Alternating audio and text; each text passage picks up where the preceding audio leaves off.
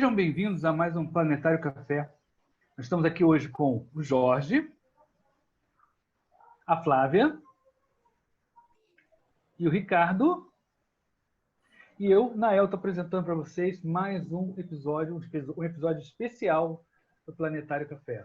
Hoje nós vamos estar falando com o Ricardo Schiavon. Ricardo Schiavon é nascido no Rio de Janeiro, graduado em Astronomia no Observatório do Valongo, da UFRJ, fez mestrado no Observatório Nacional, doutorado na USP, pós-doutorado na Universidade da Califórnia, em Virgínia, astrônomo do Gemini, professor na Liverpool John Moores University. Se a pronúncia não estiver boa, depois você me corrige. Bom, nós vamos estar aqui falando de ele vai ter bastante informação para trazer para a gente aí. Antes de mais nada, Ricardo, muito obrigado por você estar participando com a gente aqui. Você poderia explicar para o nosso público qual é a sua área de estudo? Em primeiro lugar, muito obrigado, Naelton, Jorge, Flávio, é um prazer estar aqui com vocês, é um prazer falar com vocês depois de tanto tempo. Obrigado pela oportunidade de falar sobre o nosso trabalho e obrigado aos ouvintes que estão se conectando com essa conversa. Bom, a minha área de trabalho, eu sou um astrônomo observacional, eminentemente observacional, já fiz um pouco de teoria, mas predominantemente eu faço trabalho com observações. O foco da minha atenção é a formação de galáxias. O meu interesse em formação galáctica, a formação de galáxias, é pelo fato de que sem galáxias, né, você não tem estrelas. Sem estrelas, você não tem planetas. Sem planetas, não tem nós. Né? Então, a preocupação com a formação galáctica em última instância, uma preocupação com a própria gênese da nossa espécie e a nossa posição no universo. No início, eu trabalhei com esse problema do ponto de vista extragaláctico. Em outras palavras, eu trabalhava com observações de outras galáxias distantes, e observava essas galáxias com diversos tipos de instrumentos e telescópios em diferentes faixas do espectro eletromagnético. E mais nos últimos 10 anos, mais ou menos, eu mudei para estudar a nossa galáxia.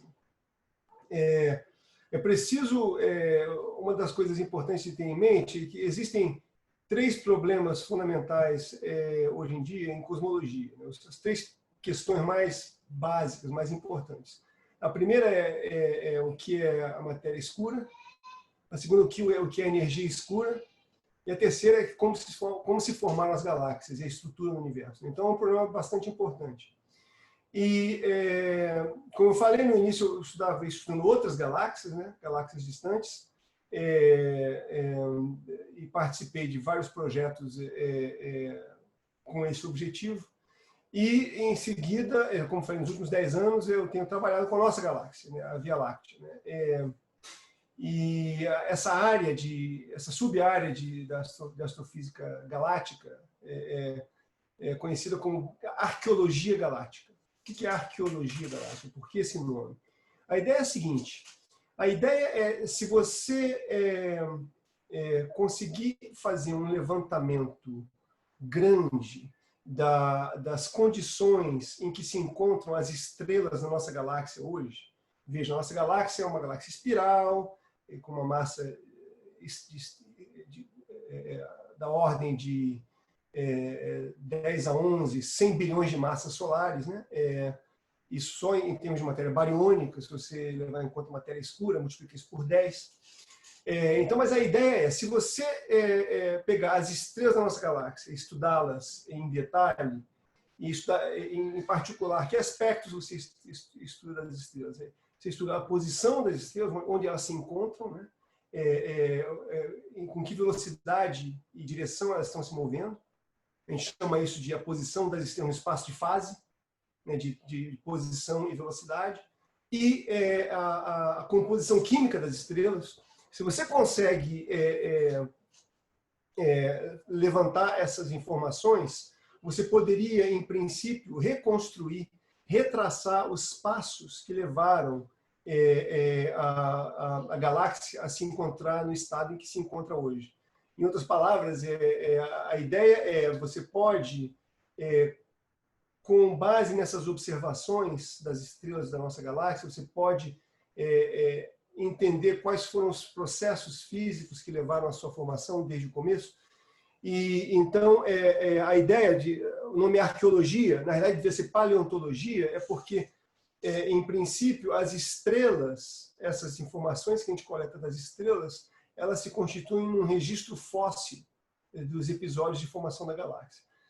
Vocês perguntam assim, tá, eu posso até entender que a velocidade com que as estrelas estão se movendo e a posição delas tem a ver com o processo de formação da galáxia, isso é mais ou menos intuitivo, né? Porque, veja, você tem um disco, a galáxia tem uma forma de disco, né? Depois a gente vai ver umas ilustrações mostrando isso, e essas estrelas você pode tentar entender, é mais ou menos intuitivo imaginar como que um disco se forma, né? Em princípio, um disco se forma com matéria que esteja rodando, né? Que tenha momento angular. Essas coisas são mais ou menos intuitivas, né?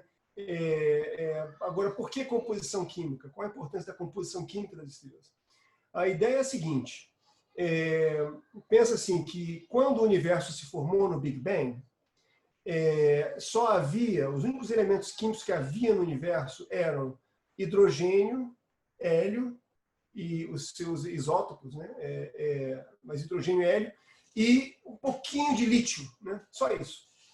Quer dizer que todos os outros elementos que a gente conhece, com os quais a gente tem experiência, os elementos químicos, carbono, que está em toda a matéria orgânica, nos nossos corpos, o cálcio dos nossos ossos, o oxigênio que a gente respira, o nitrogênio do ar, da atmosfera, tudo isso foi manufaturado, construído, sintetizado nas estrelas, né? E então o que acontece é que, à medida que as estrelas se formam, as primeiras estrelas se formaram no universo, e dessa composição básica, de somente hidrogênio, hélio e um pouquinho de lítio, como falei, elas sintetizaram os primeiros elementos pesados, né? Que são esses mais pesados do que o hélio, como os que eu falei, carbono, nitrogênio, oxigênio, etc. E à medida que as estrelas, gerações subsequentes de estrelas foram se formando, o conteúdo desses elementos na composição química do universo foi aumentando. Quer dizer, as estrelas que foram se formando subsequentemente, as gerações cada vez mais novas, foram se formando a partir de gás que foi enriquecido pelas gerações anteriores, enriquecido nesses elementos. Então, portanto, se você pensa que assim, à medida que as estrelas vão se formando, elas vão ficando cada vez mais ricas nesses elementos, que a gente chama de metais. Não são metais, mas o jargão é esse, chama de metais. Quanto mais ricas em metais são as estrelas, isso significa que, com certeza, elas se formaram de um gás que foi enriquecido por gerações sucessivas anteriores de outras estrelas. Então, a composição química das estrelas, ela nos fornece elementos para entender um aspecto muito importante de como que a galáxia se formou. E obviamente, em última instância, né, se a gente for parar para pensar, também os processos que levaram à formação do Sol, não é? E nele o sistema solar e nosso, né? Que obviamente esses elementos tiveram que ser todos manufaturados em estrelas, né? Como a já famosa frase do Carl Sagan, a gente é feito de we are made of stellar stuff, né? Nós somos feitos de matéria das estrelas. Né? Então, em geral, é isso que eu tenho feito, tentando entender como que a nossa galáxia se formou e as questões que são relativas a esse problema que a gente possa elaborar um pouco mais adiante. Obrigado, Ricardo, pela essa colocação que você fez agora. Você deu um panorama geral para a gente. Acho que o Jorge agora quer fazer uma pergunta específica para você. Olá, Ricardo. Muito obrigado. Eu estou muito contente de estar participando aqui mais uma vez do Planetário Café e principalmente por falar com você, que você é o nosso convidado internacional, o primeiro convidado internacional do programa. Uma honra. É muito contente. Nós somos amigos, frequentamos a faculdade juntos. Você morou até na minha cidade, né? Morei em Lorena. Então, morou aqui. Então, nós somos já conterrâneos. Instituto Santa Teresa. Isso, exatamente. Então, e aí fomos nos encontrar novamente lá no Observatório do Valongo. Pô, é muito legal essa história. Agora você está na Inglaterra. Prazer. E eu continuo no Rio, né? Hoje não, por causa da pandemia, eu estou aqui em Lorena. Mas eu achei muito interessante o seu trabalho que a gente está propôs agora, né?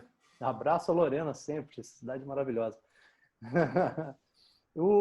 Então, eu queria perguntar, você está trabalhando com isso, como você já disse que os 3 maiores problemas cosmológicos atualmente é a matéria escura, a energia escura e a formação de galáxias, né? Então, e isso também nos ajuda também a dar uma olhada, né, o seu trabalho sobre com modelos de formação de galáxia, principalmente o modelo hierárquico de galáxia, que é o modelo mais aceito, né? Então, eu queria saber um pouquinho, né, você falasse um pouquinho mais do seu trabalho, assim, como é que você chegou aos resultados desse seu trabalho, dá uma panorâmica dele, né? Quais são os resultados mais recentes, na verdade, desse trabalho? Tá, certo. Obrigado, Bea. Boa pergunta. A gente recentemente publicou um pré-artigo, né, um pré-print no jargão, né, de um artigo que reporta a descoberta de uma galáxia clandestina, uma galáxia que aparentemente colidiu com a nossa galáxia há muito tempo atrás. O meu filho, de 7 anos, me vê trabalhando aqui a 1, 2 horas da manhã, né? Eu estou lá no quarto dele, ele acorda de madrugada pelo banheiro, me vê aqui trabalhando e me perguntou: o que você está fazendo, né, nessa hora? Né? Aí eu falei para ele: não, a gente descobriu uma galáxia dentro da galáxia, e ele vive agora falando da galáxia dentro da galáxia. E o que é isso exatamente? Primeiro, deixa eu falar uma coisa que acho que é importante ter em mente, é que quando eu falo descobrimos, não eu quero ter muito cuidado com esse termo, que a gente, por sinal, nem utiliza essa palavra no artigo, porque descobrir, você reclamar para si o ônus do descobrimento de uma coisa nova é algo de muita responsabilidade. E a gente está tendo um cuidado adicional em relação a isso, porque a gente não sabe exatamente, com certeza absoluta, 100% que fizemos essa descoberta, que a gente fez essa descoberta, mas as evidências que a gente está reportando nesse trabalho parecem indicar que, de fato, o que existe ali é uma galáxia que aparentemente colidiu com a Via Láctea, nossa galáxia, há mais de 10 bilhões de anos atrás. Então, em síntese, nós encontramos evidências aí para essa possível colisão. Mas você mencionou o modelo de formação hierárquica de galáxias, né? E, de fato, o que acreditamos hoje é que as galáxias se formam em grande parte via fusão de galáxias menores, né? Isso é uma consequência básica da própria cosmologia. Quando você, logo após o Big Bang, você tem uma distribuição de matéria que não é perfeitamente homogênea. Existem variações, flutuações de densidade. Essas flutuações de densidade fazem com que regiões mais densas, né, atraiam mais matéria do que as regiões menos densas. Então é que nem os ricos ficam mais ricos e os pobres ficam mais pobres, né?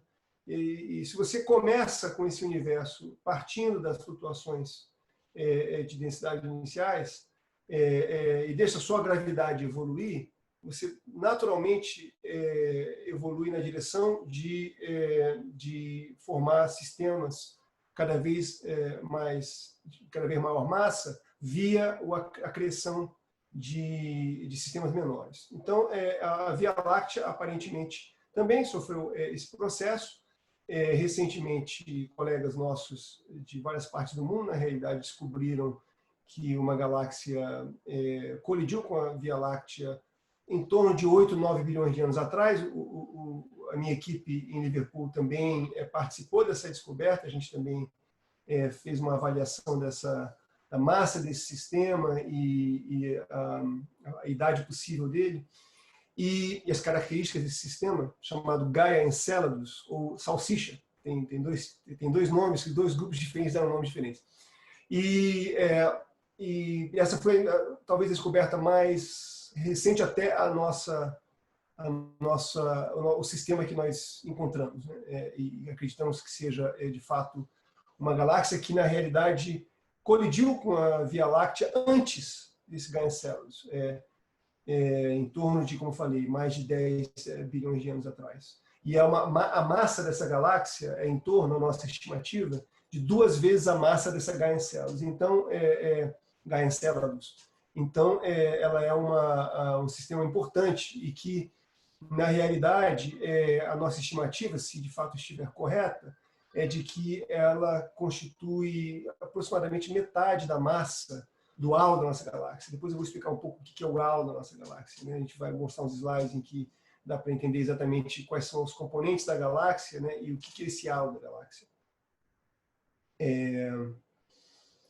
Então, basicamente, como você falou, tem o cenário hierárquico e a gente tem tentado, desde basicamente que nós esbarramos com esse sistema Gaia Enceladus, a gente tem tentado entender qual que é a história de acreção da Via Láctea, né?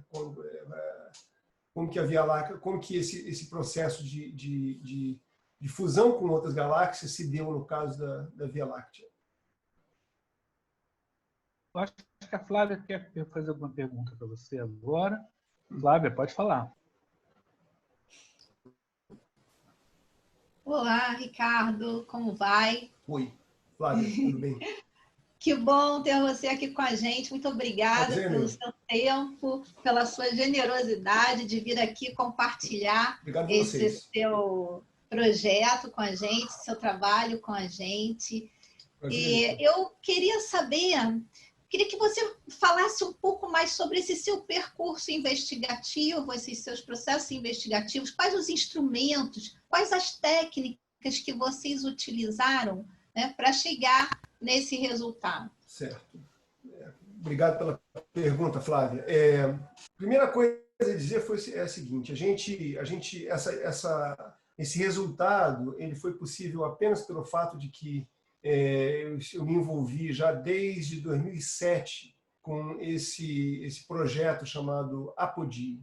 Apogee é a palavra em inglês para apogeu, né? E é uma sigla, na realidade, que significa Apache Point Observatory Galactic Evolution Experiment. Quer dizer, é o experimento de evolução galáctica do observatório da Apache Point. Esse levantamento é um projeto conduzido a parte do Sloan Digital Sky Survey, que é um grande projeto que já vem sendo conduzido há 20 anos, de levantamento do céu em vários aspectos, tanto para como se diz, responder questões cosmológicas, como também para a formação galáxia e até busca de planetas. Então, a Apogee na coleta de espectros no infravermelho de estrelas da nossa galáxia.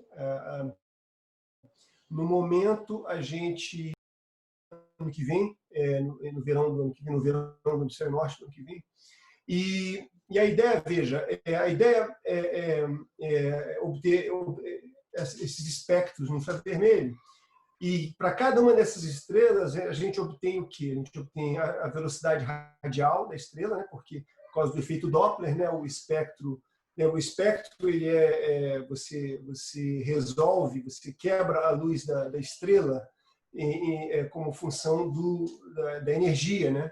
Dos fótons que estão chegando da estrela. E quando você faz isso, você permite ver no espectro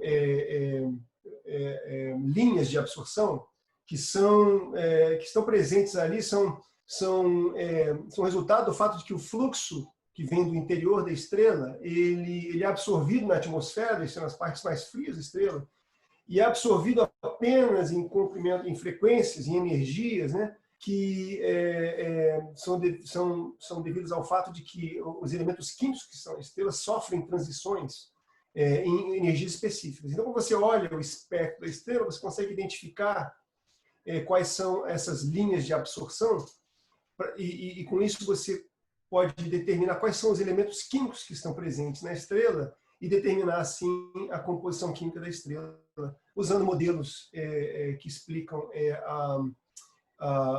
como que a energia da estrela se propaga na sua atmosfera e sofre esses processos de absorção.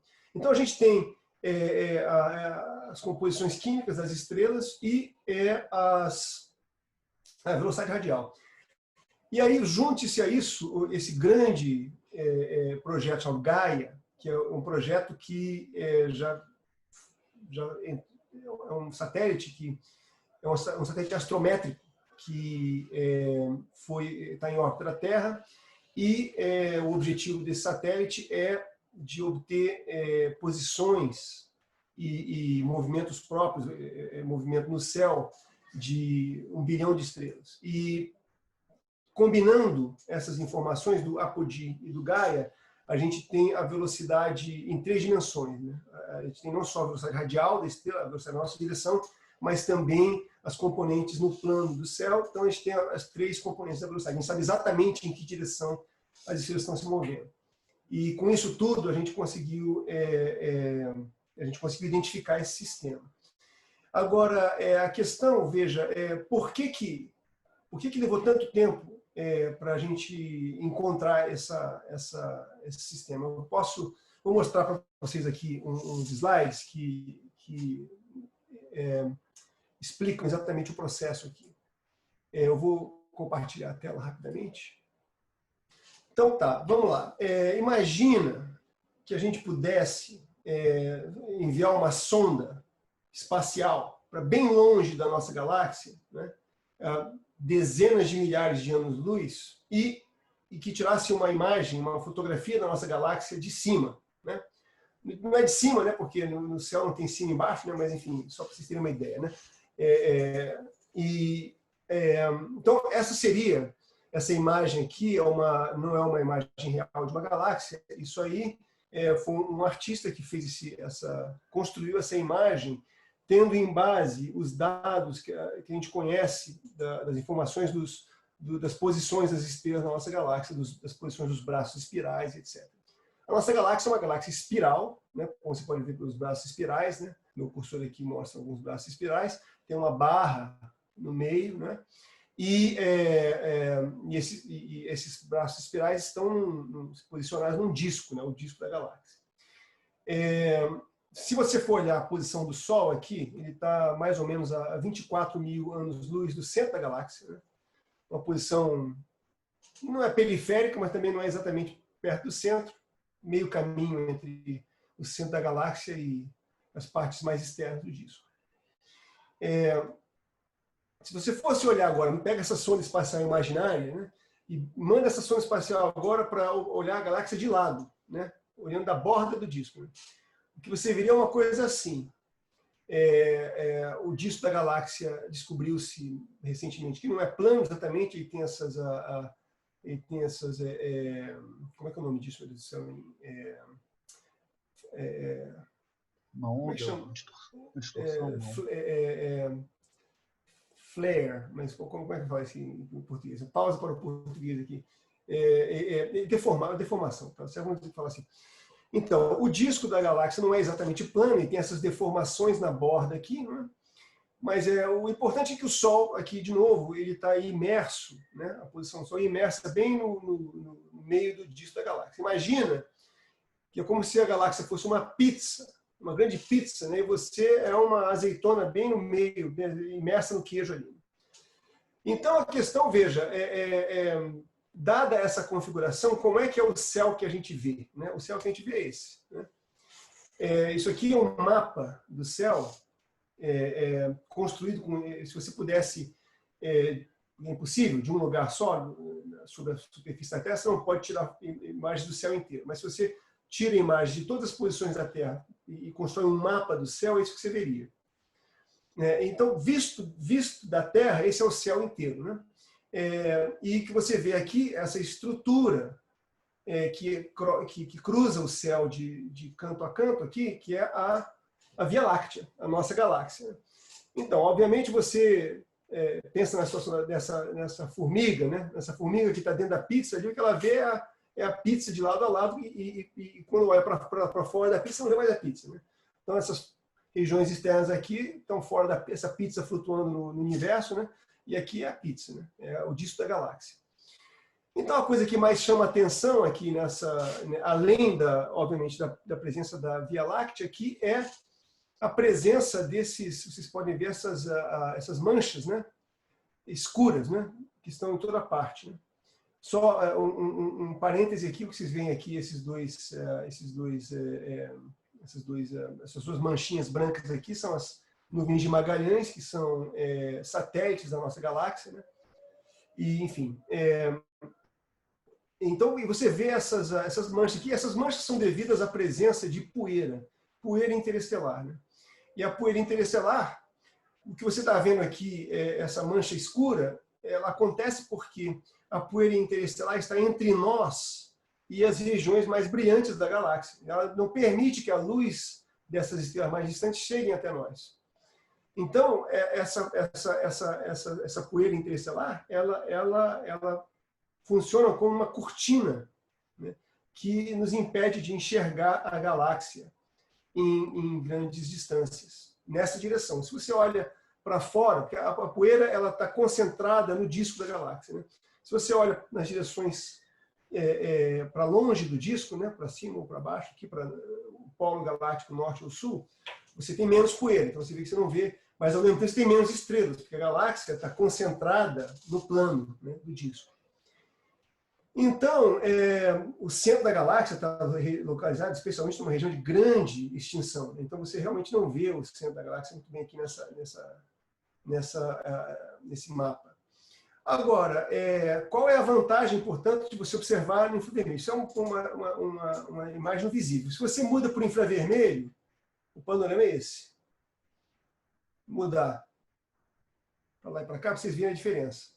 A diferença é qual? A diferença fundamental é que essas manchas de poeira, né, que não são manchas, né, de novo, elas são simplesmente regiões de absorção maior que impedem que a luz que está vindo de trás delas, das regiões mais distantes do disco da galáxia, cheguem até nós, elas perdem muito em expressão. E você consegue ver o disco da galáxia muito mais longe. Ainda existe, você pode ver que ainda tem manchas, mas as manchas são muito mais concentradas no plano da galáxia. Então a vantagem do infravermelho, portanto, é que quando você observa no infravermelho, você vê muito mais longe. Então, pela primeira vez, a gente conseguiu obter uma quantidade muito grande de dados, muito detalhados, de alta qualidade, de um número muito grande de estrelas nas regiões mais centrais da galáxia. Isso foi o que fez a grande diferença para nós, né? Só a guisa de informação, né? Dá para ver aqui muito de levezinho aqui, uma manchinha branca aqui, que é outra galáxia chamada a Anã de Sagitário, que foi descoberta há 25 anos agora, que é uma galáxia que também está lentamente sendo destruída pelo efeito de maré da nossa galáxia e no futuro ela vai se tornar uma parte da nossa galáxia. Está já no processo de fusão com a nossa galáxia. Não dá para ver muito bem aqui, mas ela está aqui, dá para ver. Se você não olhar diretamente, você percebe a presença dela. Então, olhando novamente aqui o céu não visível, não é? Isso aqui é um outro mapa do céu. Nesse caso aqui, eu estou usando os dados do Gaia, do satélite Gaia, né? Isso aqui não é, na realidade, uma imagem, é uma imagem artificial produzida pelas posições das estrelas do Gaia. Para cada estrela, você cria bota um pontinho aqui com a cor da estrela e você cria essa imagem essa imagem artificial do Gaia. E se você olha aqui agora, vou projetar aqui em cima as estrelas que fazem parte desse sistema estelar que nós acreditamos que identificamos aqui. Vocês podem ver que elas estão posicionadas aqui numa região de bastante extinção interestelar, né? E que no óptico você não poderia vê-las, né? Seria muito difícil acessá-las. Essa distribuição espacial aqui não é a distribuição espacial exata da galáxia, né? Ela é editada por onde a gente apontou, porque a gente o Apodi, esse instrumento, ele é um instrumento que você tem uma placa que é colocada, uma placa assim, bem grande, colocada no plano focal do telescópio, e essa placa de metal, a gente faz uns buraquinhos na placa para a posição de cada estrela que a gente quer observar, numa dada posição do céu, e aí liga nesse buraquinho, bota uma fibra óptica que leva a luz dessas estrelas até o instrumento, que fica no outro lugar, no outro prédio. Então, cada vez que a gente aponta o telescópio, a gente consegue observar 300 estrelas cada vez. Então, não dá para você fazer uma cobertura que seja de densidade muito alta. Então, essa distribuição aqui, em parte, é editada pelo fato de que a gente não podia observar em todas as partes do céu. Então, não tome essa posição aqui como uma descrição da forma dessa galáxia. São só as estrelas que a gente conseguiu observar dela. Eu havia falado do halo da galáxia, né? Por que isso é importante? Eu falei, a gente estava falando da nossa galáxia, que tem essa forma de espiral, né? Um disco. De novo aqui, uma representação esquemática mostra o que é o halo da galáxia. O halo da galáxia é essa estrutura de muito baixa densidade que envolve a Via Láctea. A maior parte da massa da Via Láctea, mais de 95% da massa bariônica da Via Láctea, bariônica, lembre-se, bárion é tudo é matéria como a gente conhece, feita de prótons, nêutrons e elétrons, né? Então a matéria, esse halo da nossa galáxia, ele corresponde a menos de 5% da massa da galáxia. Porém, é a parte mais antiga da galáxia.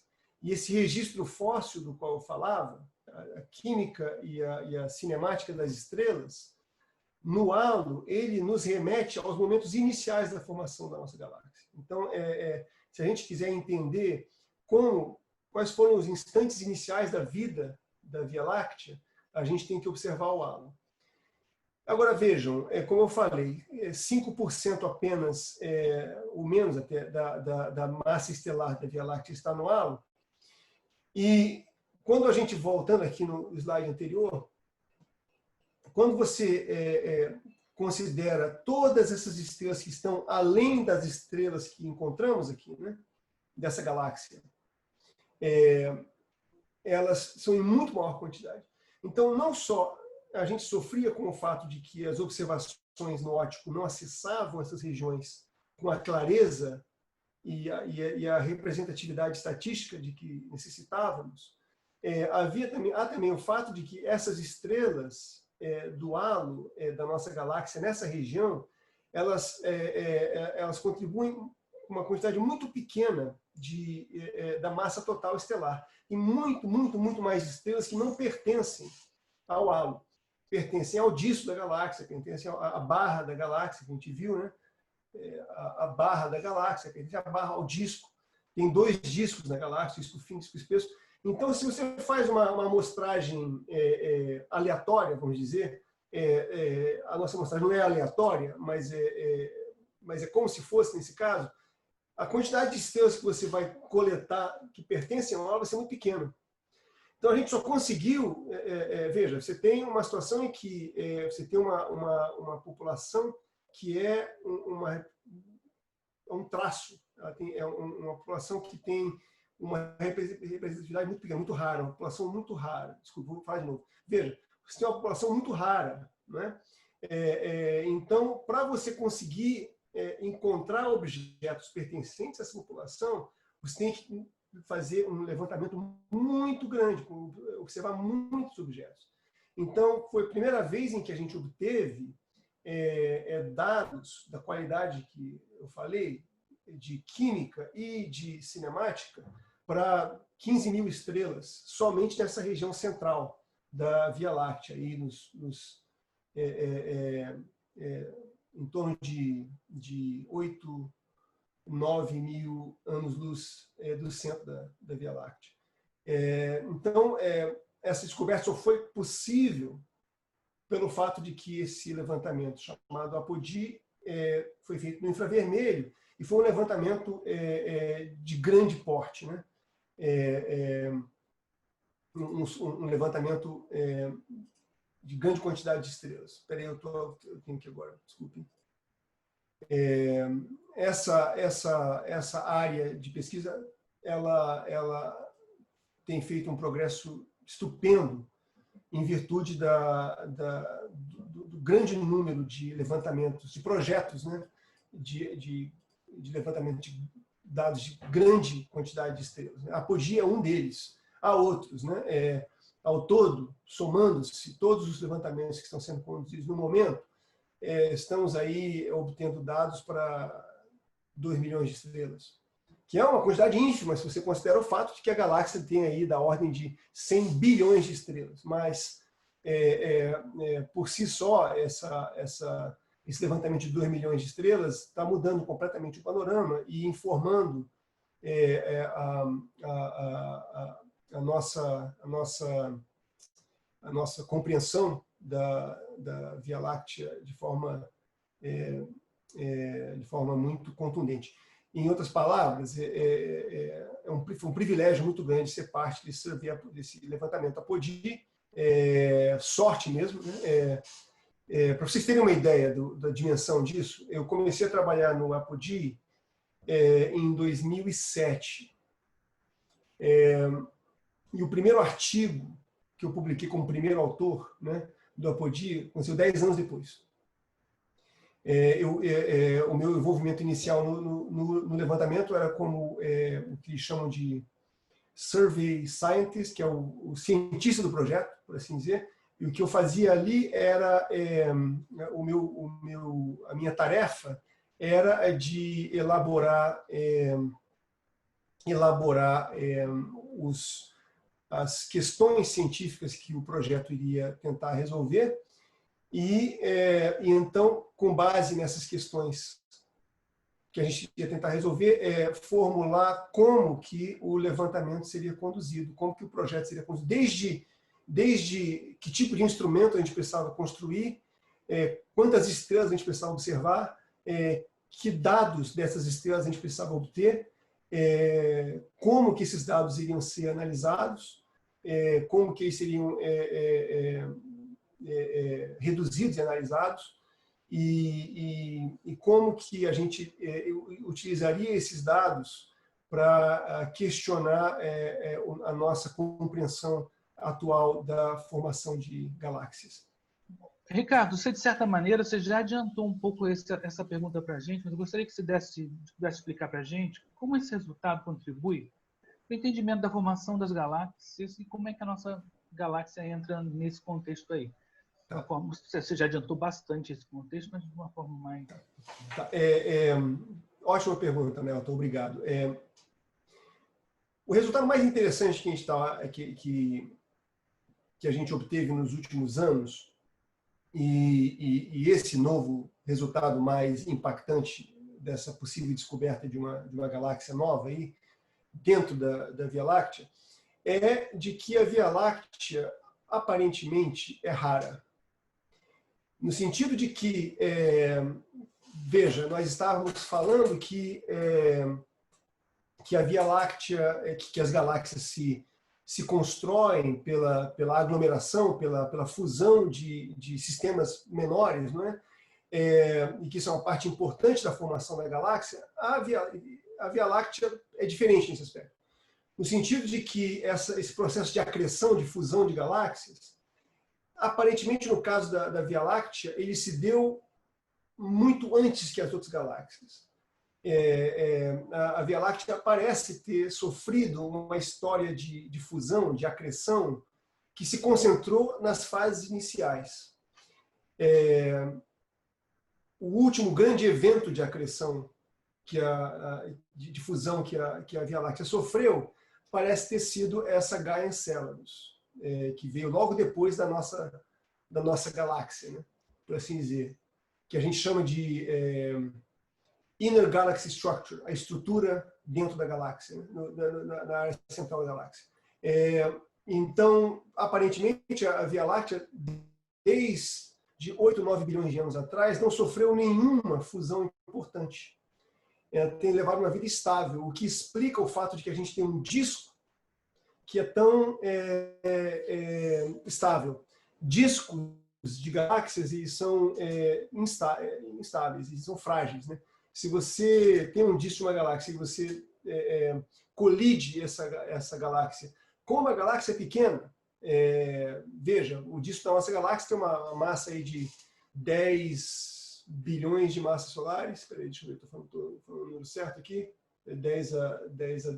Quase 100 bilhões de massas solares, desculpe, repetindo. O disco da nossa galáxia tem uma massa aí de quê? 100 bilhões de massas solares, né? Se você atira no disco uma galáxia que tenha aí 1 bilhão de massas solares, mas que se choque com o nosso disco, da nossa galáxia, em alta velocidade, ele vai transformar o disco completamente. Então, o fato desse disco estar aí e ser tão estável indica que a Via Láctea, entre as galáxias do seu tipo, é rara. Basicamente, o que nós encontramos é que em torno de 5% das galáxias com a massa da Via Láctea e a sua forma, o seu tipo morfológico, sofreram uma história de fusão com a da Via Láctea, o que é interessante. Então, a gente esbarrou nesse problema, na realidade, né? E que é importante você definir se a Via Láctea é rara, se ela é típica ou se ela é rara. Por que isso é importante? Por dois motivos, né? Um, o fato óbvio de que nós existimos nessa galáxia. E em princípio, a gente entender que a nossa galáxia é rara pode ter consequências para a nossa gênese na galáxia. Já se especulou, por exemplo, que, isso é bem especulativo, que essa estabilidade do disco pode ter sido pode ter beneficiado o desenvolvimento da vida na Terra, pelo fato de que quando você tem episódios de fusão com galáxias, você acaba tendo uma atividade de supernova muito intensa. Com isso, a radiação de alta energia se torna comum. Isso poderia ter um efeito sobre a existência de vida na Terra. Enfim, especulações que são importantes de se entender e quais as consequências que essa raridade da nossa galáxia possa ter quanto se ela pode representar um papel na nossa presença no universo. E a outra, no âmbito mais restrito, diz respeito à questão da teoria de formação galáctica. A Via Láctea é a galáxia para a qual nós temos maior detalhe de informação. Repetindo, a Via Láctea é a galáxia para a qual nós temos informações mais detalhadas, né? Portanto, é natural que se utilizem os dados da Via Láctea como uma forma de criticar os modelos para a formação de galáxias. Agora, se a nossa galáxia for rara, então o poder crítico desses dados se torna menor. É mais fácil você usar a informação que a gente tem na nossa galáxia para selecionar os melhores cenários de formação, os melhores modelos de formação galáctica, se ela for uma galáxia típica. Se ela for rara, aí fica mais difícil. Essa parte da galáxia, nossa galáxia ser rara e bem interessante para a gente poder compreender essa questão da amostragem de dados. Acho que o Jorge agora gostaria de falar alguma coisa aí, fazer alguma pergunta específica. Jorge, com você.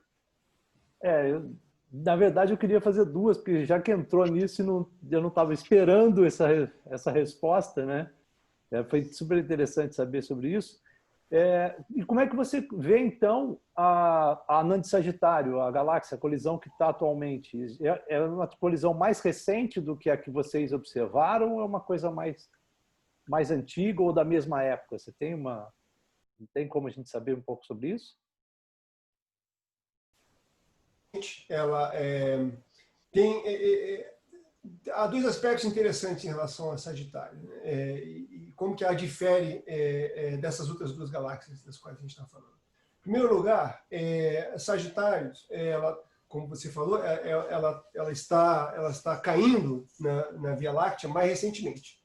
Esse é o primeiro aspecto. O segundo aspecto é o tipo de órbita de Sagitário. Sagitário, ela está caindo numa órbita que tem um parâmetro de impacto alto. O que quer dizer isso? Imagina o seguinte, imagina que se você tem o centro da Via Láctea posicionado aqui, né, aqui meu dedo, né, e aí um alto parâmetro, se a galáxia se colide com a Via Láctea com baixo parâmetro de impacto, né, ela colide muito de cara com o centro da Via Láctea. Esse foi o caso de Gaia Encélado. Gaia Encélado foi uma colisão de frente, né? Portanto, a galáxia foi completamente destruída muito rapidamente. Já o caso de Sagitário, ela está colidindo com um parâmetro de impacto elevado. Então, ela está caindo em uma órbita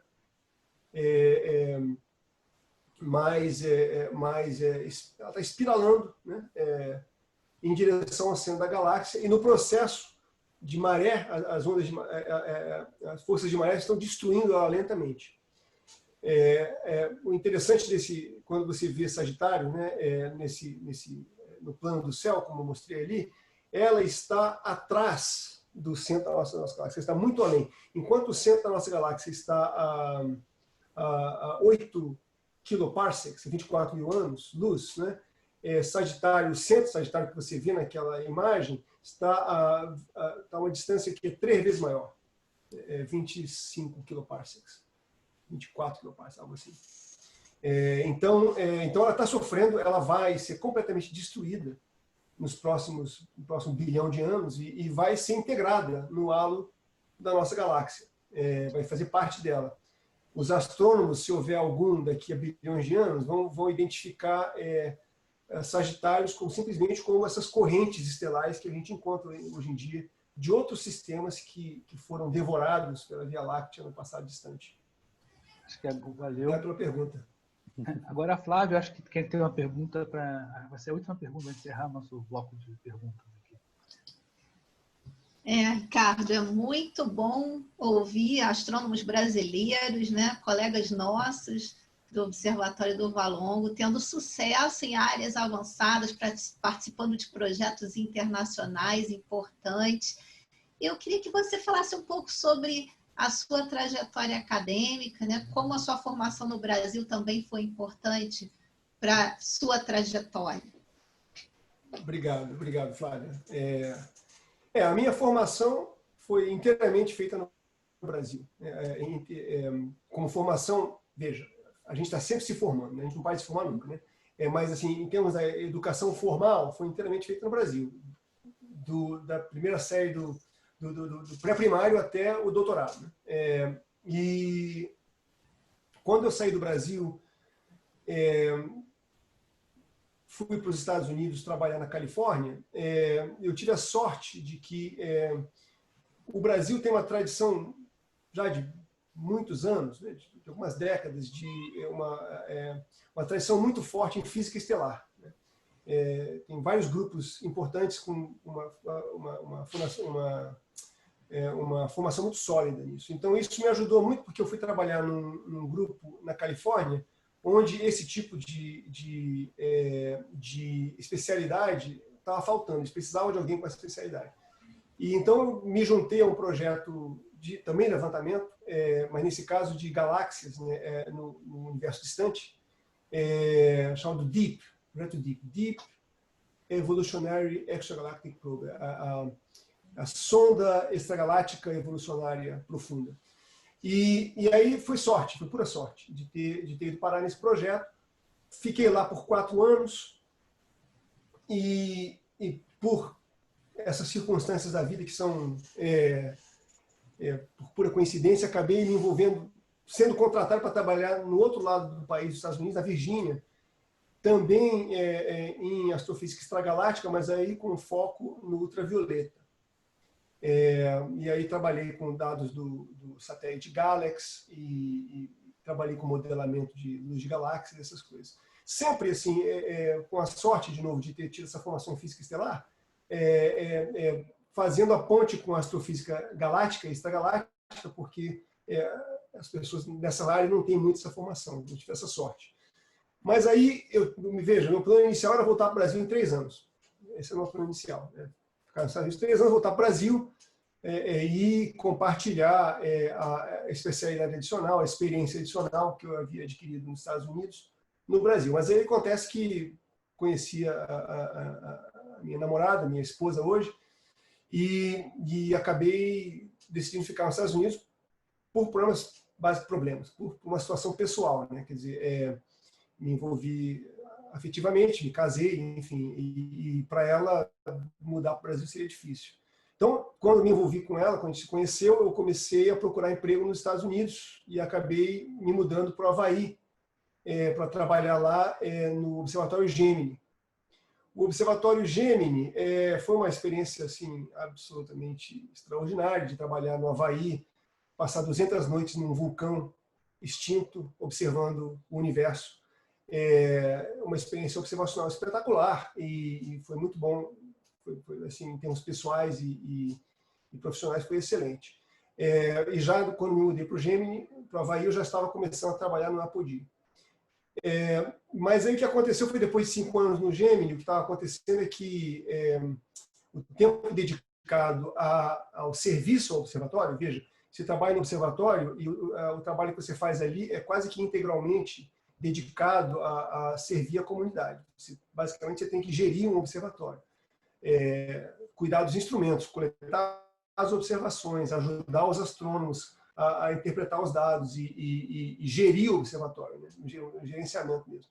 Então, sobrava muito pouco tempo para pesquisa. Então, aí por isso que eu me mudei para a Inglaterra. Não foi por causa do clima ou das praias. E também, outra dificuldade é que no Havaí, a minha esposa, o trabalho dela não dá para coadunar. Ela basicamente já tinha que fazer telecommuting. Como é que fala telecommuting? Conferência? Trabalhava à distância, né? Do Havaí até a costa leste dos Estados Unidos. Então, a forma que a gente conseguiu encontrar de trabalhar e viver no mesmo lugar foi mudando para a Inglaterra. Bom, veja, como eu falei para vocês, 2007 eu comecei a trabalhar com a Apodi. Foi só em 2017 que o meu primeiro artigo saiu. Esses 10 anos, né, 8 deles foram desses 10, mudei para cá em 2012, 5 anos trabalhando aqui só em pesquisa e ensino, basicamente. Aqui é outro esquema, na universidade você dá aula e faz pesquisa. Então, eu tive muita sorte de ter esses dados para trabalhar e ter estudantes maravilhosos, né, que ajudam muito, porque eu não podia ter, não tinha como ter estudantes no Gemini. Então, me considero uma pessoa de muita sorte por ter me envolvido com esse projeto maravilhoso, a Apodi, que revolucionou a astrofísica galáctica. É um projeto revolucionário que mudou o panorama. Eu falei que havia vários outros levantamentos, projetos, mas o Apodi é o único que é no infravermelho. E por isso que teve esse... E também o fato de ser o primeiro de larga escala, né? Então teve esse impacto muito grande. Mas, enfim, para dizer, a formação que eu tive no Brasil foi fundamental. Fundamental. Adicionalmente, eu queria mencionar o fato de que há muitos brasileiros fora do Brasil que se encontram na mesma situação que eu e que, para mim, é um testemunho do fato de que as universidades brasileiras têm uma grande qualidade, formam quadros de grande qualidade. Quer dizer, eu conheço gente na minha área, astrofísica, em física, excelentes profissionais que competiram no mercado de trabalho internacional, que é extremamente difícil, com sucesso e estão liderando pesquisa em várias áreas de grande interesse internacional. Então, a ciência brasileira, a universidade brasileira é de grande qualidade, a gente não pode nunca perder isso de vista. E, em especial, assim, veja só, a gente tem aqui 5 pessoas formadas no mesmo lugar. Né? Perdão, 4 pessoas. Eita, falei merda. Desculpa. Repetindo. E veja só, a gente tem 4 pessoas aqui formadas no mesmo lugar. Né? O Observatório do Valongo, o curso de astronomia da Universidade Federal do Rio de Janeiro, que, veja, forma pessoas que fazem pesquisa de ponta, forma pessoas que fazem esse trabalho fundamental de divulgação que vocês fazem no Planetário do Rio de Janeiro. Tem gente espalhada por todo o Brasil, em vários lugares do Brasil, várias universidades brasileiras fazendo pesquisa, em lugares do mundo, há pessoas do Valongo em vários lugares do mundo fazendo pesquisa de qualidade. E o Valongo, para mim, foi um lugar que representou um papel fundamental para a minha formação profissional e humana. Acho que eu aprendi a amar a astronomia de forma muito profunda no Valongo, com as pessoas, os professores do Valongo, os meus alunos, os meus amigos alunos do Valongo. A gente tinha uma paixão mesmo pela astronomia que se desenvolveu, que frutificou ali, né? A gente chegou lá muito jovem, veja, comecei a astronomia com 17 anos de idade no Valongo. E foi uma sementinha que caiu e que floresceu. Então, o Valongo foi muito importante na minha formação. Tenho muita vontade de voltar e visitá-la. Parece que preciso ser convidado, espero que eles me convidem. Mas, assim, quando essa pandemia passar, espero ter a oportunidade de visitá-la novamente. Já estive lá alguma vez. E eu acho que é bom lembrar também que o Valongo estabeleceu essa liderança, né? Foi o primeiro curso de graduação em astronomia no Brasil, que se estabeleceu com dificuldade, né? Com dificuldades materiais, mas que, na verdade, se tornou essa grande luz, né? Um farol realmente iluminando esse campo do conhecimento no Brasil. E eu lembro, Ricardo, quando eu entrei no Valongo, que você, o Jaime, o Gustavo, né, tinham um grupo para discutir filosofia da ciência também, né? Então, o Valongo é esse lugar mágico que proporciona essas experiências para a gente, né? Não só de astronomia, mas essa experiência, né, do conhecimento humano, né, de uma maneira geral. Não, você vê só, quantos cursos de graduação em Física e Astronomia tem uma matéria dedicada à filosofia da ciência, que era a matéria que o Jorge dava aqui. Foi uma matéria que teve profundo impacto na minha formação intelectual. Na minha também. Foi profunda, foi muito importante, né? E sobretudo, e aí adicione-se a isso, esse lugar simbiótico, né? Essa ilha de paz, no centro antigo do Rio de Janeiro. Eu me lembrava que eu subia aquela ladeira, né?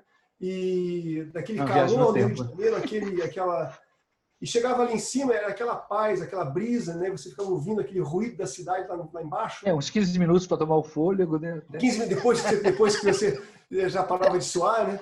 E aquele lugar mágico, realmente, como você falou, um lugar mágico, simbiótico, que para mim assim, foi muito importante. Aquelas aulas noturnas, a gente saía do fundão, pegava os ônibus lá do fundão para o centro da cidade, passava no Sebo do Rio de Janeiro, subia a ladeira e esperando a hora de aula, conversando com as pessoas, né? Para mim, uma coisa importante, a universidade, quanto mais tempo eu passo em universidade, mais eu me convenço de que a universidade é um lugar para as pessoas irem conversar. E a gente passava muito tempo conversando sobre os temas mais variados, filosofia, ciência, enfim. Onde estamos, de onde viemos e para onde vamos, né? E eu aprendi a fazer essas perguntas e entender que essas perguntas são fundamentais no Valongo. Então, enfim, Verdade. Bom, gente, já estamos chegando ao final do nosso Planetário Café. Não, foi uma conversa muito interessante. Eu agradeço muito a sua participação, Ricardo. Obrigado a vocês. Obrigado, né? Muito obrigado. Foi um prazer. Agradeço a presença também da Flávia Pedrosa, Jorge Marcelino, né? Então, todos nós aqui, nossas canecas aqui. Muito bom, né? Nós chegamos ao final e agradeço às pessoas que estão nos acompanhando, né? Participando aqui, acompanhando o nosso bate-papo. Nós estamos sempre, quinzenalmente, nos canais do Planetário, os canais de vídeo do Planetário, onde nós temos vários outros vídeos sendo apresentados semanalmente, quase que diariamente. Temos material sendo colocado lá. E espero que vocês se inscrevam no nosso canal para que continuem acompanhando o nosso Planetário Café. Muito obrigado a todos que estão assistindo e aos que estão participando hoje. Espero que realmente esse assunto possa continuar rendendo bastante curiosidade das pessoas sobre o universo, sobre a nossa galáxia. Obrigado, um grande abraço. Abraço a todos. Obrigada, Ricardo. Até logo. Tchau, tchau.